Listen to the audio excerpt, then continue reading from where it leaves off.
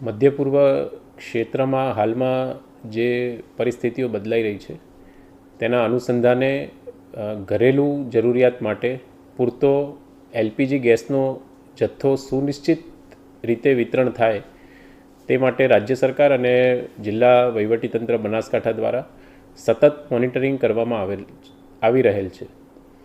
સમસ્ત બૃહદ બનાસકાંઠા જિલ્લામાં 37 જેટલી ગેસની એજન્સીઓ આવેલી છે અને આ તમામ જે ગેસ એજન્સીઓ છે એ મુખ્યત્વે 3 ગેસની કંપનીઓ મારફત પુરવઠો પૂરો પાડવામાં આવે છે. આજરોજ તમામ જિલ્લાની ગેસ એજન્સીઓ, 3 મુખ્ય ગેસ પુરવઠા એજન્સીઓ, જિલ્લાના તમામ પુરવઠા મામલતદાર શ્રીઓ સાથે મિટિંગ રાખવામાં આવી હતી અને જે એલપીજી ઘરેલું જરૂરિયાત માટે વિતરણ વ્યવસ્થા છે તેનું જે મોનિટરિંગ છે એ પણ કરવામાં આવેલું હતું.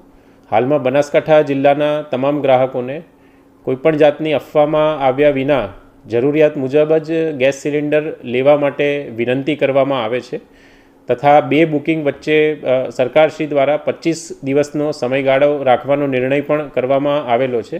મુખ્યત્વે બિનજરૂરી રીતે એલપીજીનો સંગ્રહ ન થાય તે માટે આ નિર્ણય લેવામાં આવેલો છે. આ ઉપરાંત જિલ્લામાં કોઈપણ ઇસમ દ્વારા એલપીજી સિલિન્ડરનો અનધિકૃત સંગ્રહ કે કાળાબજારી કે નિયત કરતાં વધુ ભાવ વસૂલ કરતા જણાશે તો આવશ્યક ચીજવસ્તુ અધિનિયમ અને એલપીજી કંટ્રોલ ઓર્ડર હેઠળ ફોજદારી પગલાં પણ લેવામાં આવશે. તમામ બનાસકાંઠા જિલ્લાના ગ્રાહકોને આ સમયગાળા દરમિયાન ખૂબ જ ધીરજ રાખવા અને અનાવશ્યક તણાવ ઊભો ન કરવા માટે વિનંતી કરવામાં આવે છે.